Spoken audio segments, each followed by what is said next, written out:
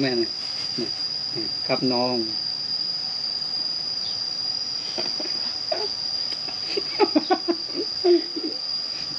ตายแม่ประดาเงี้ยงานตายแล้วประดาเงี้ยงาน ยาวเอ้ย อันนี้อาชีพให้ FC เบิ้งหน่อยเนาะ แล้วก็จะเมียนแบบ แล้วก็จิเมียนซิมนั่นแหละเมียนจับพ่อแม่พี่น้อง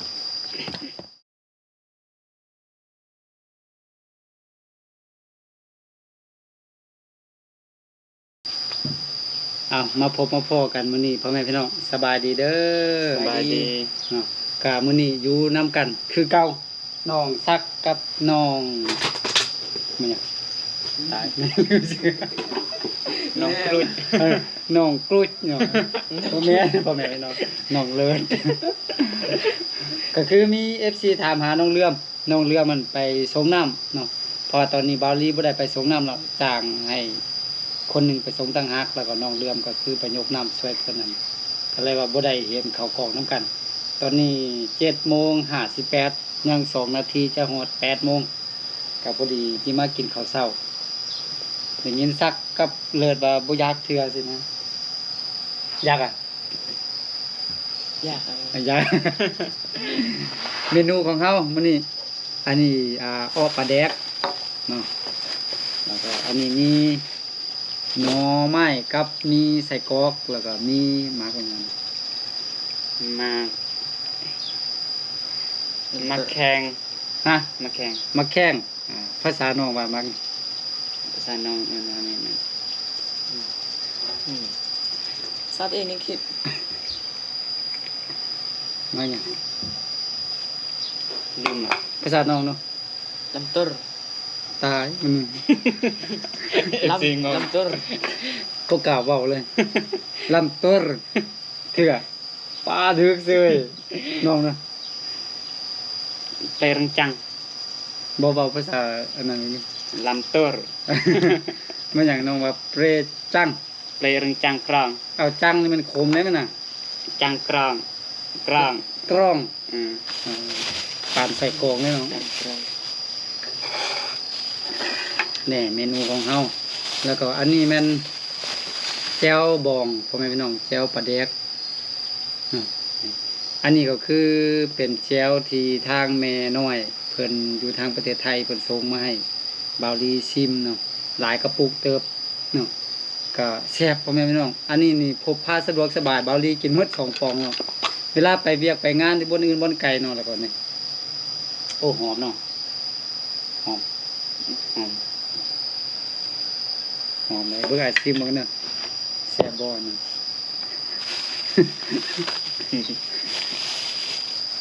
แน่เวลากินก็คือนี่เอาเข้าจะนี่ตุ้ยออกมาเลยแจ่วปลาแดกหอมๆมันน่ะมีกินแมงดาพร้อมรสชาติแมงดาพร้อม จำเอาทิมเลยนี่ จำเราทิมเลย บ่ต้อง นี่จำนี่ทิมมันกันเนาะ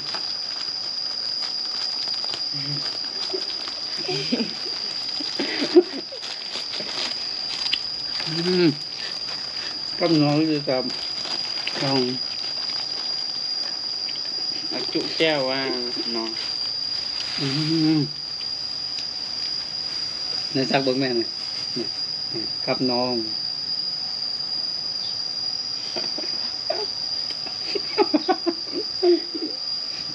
ตายแม่ประดาเงี้ยงานตายแล้วประดาเงี้ยงาน ยาวเอ้ย อันนี้อาชีพให้ FC เบิ้งหน่อยเนาะ แล้วก็จะเมียนแบบ แล้วก็จิเมียนซิมนั่นแหละเมียนจับพ่อแม่พี่น้อง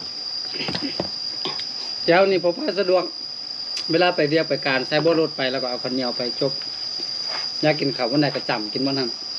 เกี่ยวอยู่ เจ้าปลาแดกเจ้าบอง มีรสชาติแมงดาข้าวเช้าพ่อแม่พี่น้องกินน้ำกันมื้อนี้มาเด้อพ่อแม่พี่น้องกินข้าวน้ำกัน กินข้าวเช้าน้ำกันมาเด้อ มาเด้อ FC กินแจวละลามื้อนี้นะ มีแต่แจ่วล้วนๆ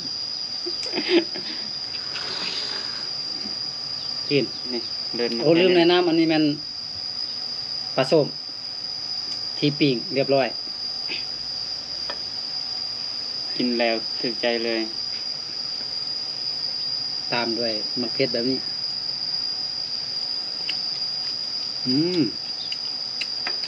ขึ้นก็ เลิศในปิ้งสุกให้แล้วนะเลิศ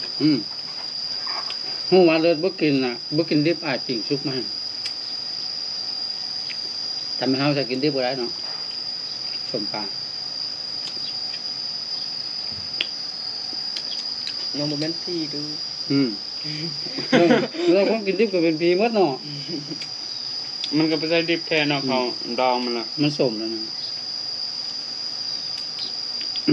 กาลาบดิบบ่มันยังบ่นี่ก็บ่ติ ปาดแล้วดูดเลยเลือดเลย ลำต้น มา มา เลย แค่นและสัมภาษณ์ภาษาศัพท์ความอยากเดี๋ยวนี้น้องลืมอย่างนี้ ภาษาน้องบาจะได้ปะ เป็นจังกรอง หึ เป็นจังกรอง เป็นจังเกลือง จังกรองแม่นมาแข้งเนาะอันนี้ภาษาไทยฮู้บ่มักน่ะ โอ้โห บ่ฮู้มะเขือพวง มันเครือพวง เคลือบ มะเขือพวงอะนะมันเป็นพวงอยู่นี่แต่ว่าลักษณะมันก็คือมะเขือเนาะแต่มันน้อยซื่อๆ แล้วก็มันมาตามบนพวงเป็นพวงอยู่นั่น อ๋อแซ่บทำไมพี่น้อง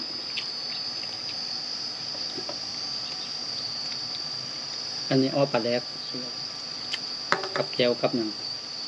กับแจวกับผักลวกกับอันนาเนาะ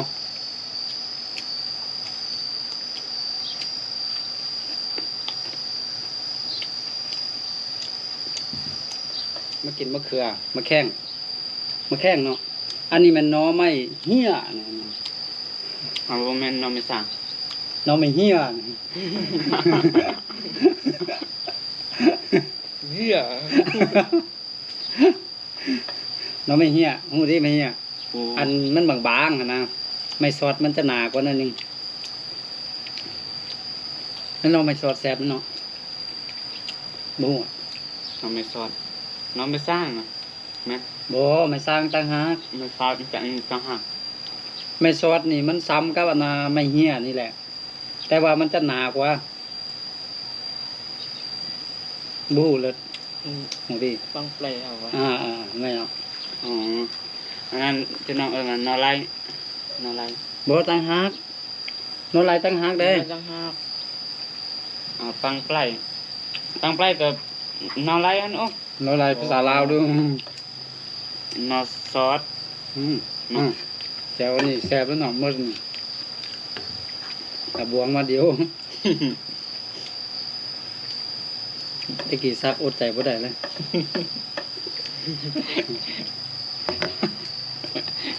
อยากกินข้าวได้เนาะ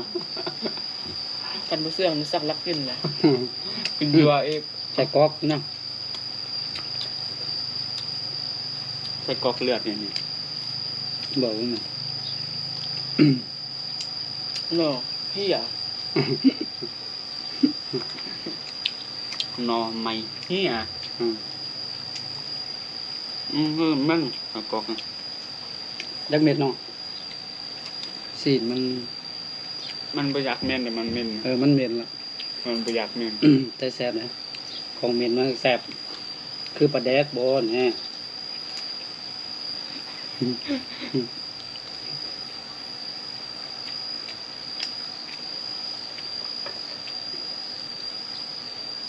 น้องมาอยู่ในหมาจักเดือนเนาะ ชิ บ่ตี้เฮาน่ะ บ่นะ เอาแล้ว เดือนสอง เดือนสอง เดือนสามเดือนสี่เดือนห้านี่เอาเนาะ เดือนหกแล้วเดือนนี้สิหมดเดือนหกแล้ว เดือนหกกับ5 เดือนเนาะ 5 เดือนแล้วปักไวๆเนาะแวบหน่อยเดียว สักมาอยู่ก่อนน้องจักเดือน เดือนหนึงสิบ่ เดี๋ยวนี้น้องอยู่แล้วจะได้3 เดือนแล้ว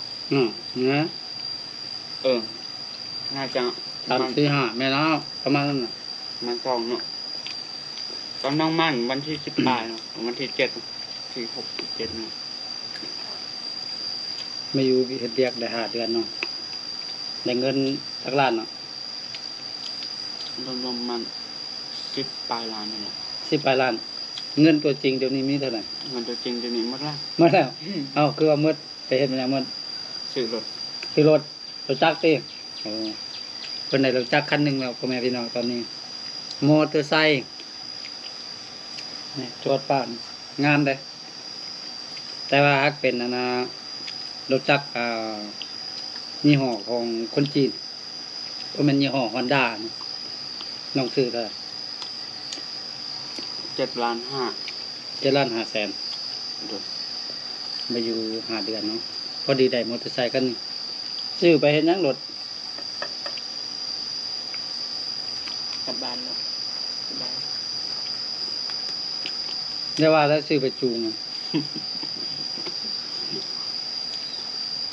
ซื้อปะขับยามไปหันไปนี่เด้อ เอาไปเรียกไปการเนาะ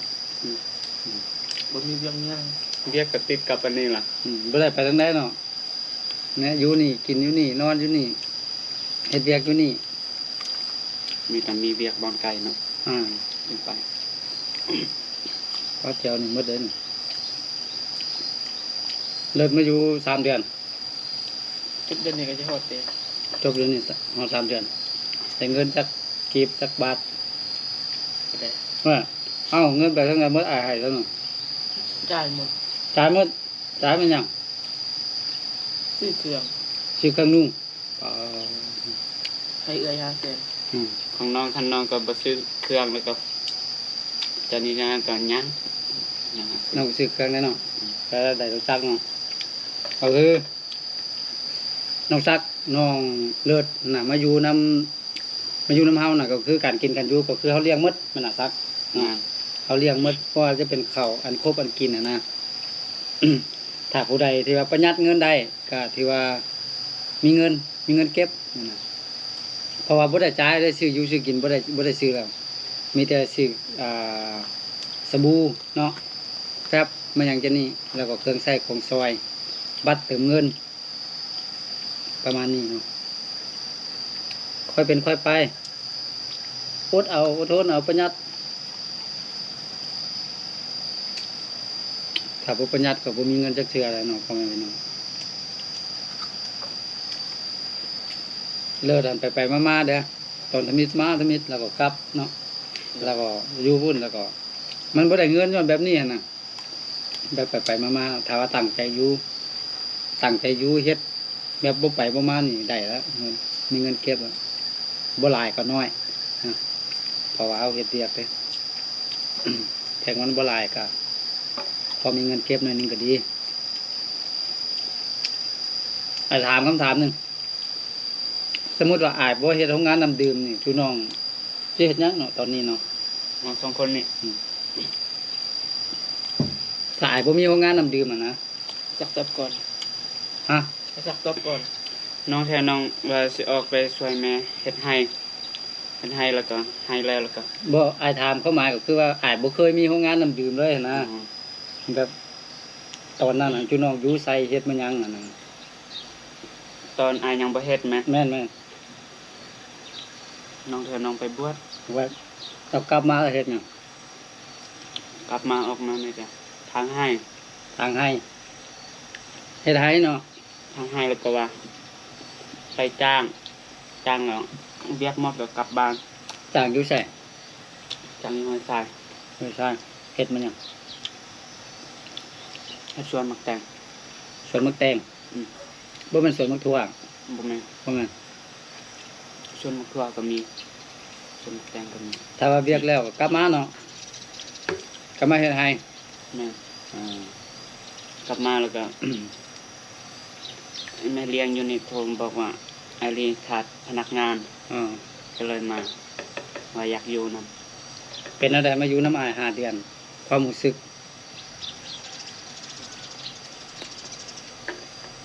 ลองบอก FC ของหนูรู้สึกในใดรู้สึกดีอ่ะบ่ดีอ่ะเป็นจังไดอยากอยู่อ่ะบ่อยากอยู่อ่ะนะ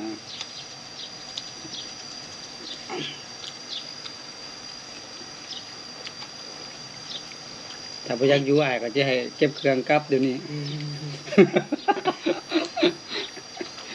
อยากอยู่แล้วก็ดีเลย ดีนะได้ ดีอันครบอันกินอันการเป็นอยู่ อืม แล้วก็บ่มีหยังขาดเคินอะ ได้กินทุกมื้อแล้วเนาะได้กินอิ่มนอนอุ่นเอาก็หมดเนาะบ่นอนบ่หยังก็มีให้เรียบร้อย กินก็มีแต่ยาก็กินก็บ่ได้ติบ่ได้หยังคะแนนได้ยาก็มากินอยู่เฮือนได้ดีปานนี้เนาะ เบียกก็ไปตามงานซุมื้อแหละ มื้อใดมีคนซื้อน้ำลายก็นักหน่อยนึงมื้อใดคนซื้อน้ำก็พอเบา มันก็บ่ได้เสมอไปเนาะสรุปแล้วอยากอยู่หรือว่าอยากหนีเอาตามความเป็นจริง หรือว่าดีบ่ดีนะมาอยู่เฮ็ดน้ำดื่มจังซะ อยากอยู่ อยากอยู่เนาะ โดย ถ้าอยู่บนอื่นก็อยู่ถ้าบ่แม่นโรงงานอ้ายใช่ซะ ก็สิอยู่ลองเบิ่ง อยู่ลองเบิ่งเนาะ โดย แล้วก็เบิ่งอันพฤติกรรมของเขาเจ้าเนาะ โดย เป็นแนวใดถ้าเป็นคืออ้ายนี่กลับเลยเนาะ ถ้าเป็นคืออายบ่กล้า มักหายได้พ่อแม่พี่น้องบ่าวลืมเฮ็ดเวียกบ่ถึงใจแล้วมักหาย เอ้ไอ้เลยน้องปันเห็นเตียงสร้างเมื่อคืนนี้ โอ้มันใหญ่ซำนั้นน่ะ โดย ป้าดูคือสิใหญ่กว่าตัวมันเนาะ ใหญ่โอ เออป้าถ้าตีนซำนี้ใหญ่เด้สร้างน่ะพุ่นน่ะสร้างป่าสร้างบ้าน ใหญ่โอ2โตเนี่ยน้องเห็นน่ะ โอ้สองตัวพุ่นน่ะ เขากินบักดุๆเด้ กินดูดื่ม โอ้ อ๋อ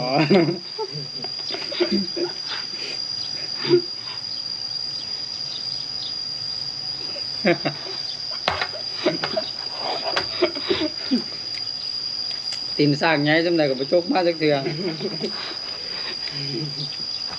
เห็นได้หอยดิถ้าเห็นโตมันก็สิดุเลย ป้า3คนเฮาคือกินหลายแล้วเข้าแอปหนึงหมดเลยนี่ เพราะว่า สุดยอดเนาะ มื้อนี้กินหลายได้มื้อนี้นะ แอปกินกันไปร่วมกันไปนะมันบ่รู้สึกอิ่มดู โอเคจบเนาะ จบ นี่ต่อน้องเลิศเป็นแนวใดรู้สึกแนวใดความรู้สึกที่มาอยู่นำอ้าย ก็รู้สึกว่าดีกว่าอยู่เพื่อน หรือว่าอยู่นั่นเป็นหยัง แต่อยู่เพื่อนก็จะนั่งเพราะว่าอยู่นี่ก็ได้ บรรยากาศดีเด้ เราก็มาอยู่เรือนนั่นมันบ่มีแนวอื่นเฮ็ดเนาะมีแต่ว่าเฮ็ดให้ ให้ ชอบเงินหาค่ำก็บ่ได้อันอยู่อันกินก็ไปซอกก็จึงได้กินเนาะใส่กับบ่ยิงนกยิงหนูอย่างนี้สิได้กินสิ่งปลาก็ได้ซอกเงินมาซื้อซอกก็ซอกยางเต็มนั้นอยู่เขตบ้านน้องเนาะมันบ่มีแนวเฮ็ดหั่นนะอันแหละพ่อแม่พี่น้องก็คือ คนอยู่เขตนอกกันนะคนอยู่เขตนอกกันบ่แม่นว่าเขาเจ้าขี้คร้านเนาะมันบ่มีแนวซอกบ่มีแนวหาเนาะมันบ่มีโรงจักรโรงงาน มันบ่มีคนจ้างหั่นน่ะถ้าว่าจ้างก็คือจ้างตามฤดูกาลทางให้บ่เนาะหรือว่าล้อมหัวล้อมห้าวแล้วก็ราคามันก็ถูกหั่นนะแล้วคนพัดหลายไผก็อยากเฮ็ดเนาะคือว่ามาอยู่พี่มันก็มีแนวเฮ็ดเขาเจ้าก็เฮ็ดทุกมื้อก็บ่ได้ติบ่ได้หยังก็ถือว่าโอเคอยู่นะสำหรับส่วนตัวอ้ายก็ดีใจแล้วที่มีพี่น้องมาช่วยนะถือว่ามาช่วยกันนะอ้ายก็ได้เลี้ยงพี่น้องเนาะได้เบิ่งได้แยง เลี้ยงตั้งแต่น้อย แม่นจนใหญ่เลยจนใหญ่เท่าอ้ายแล้วเนี่ยใหญ่เท่ากันแล้วพ่อแม่พี่น้องน้องซักนี่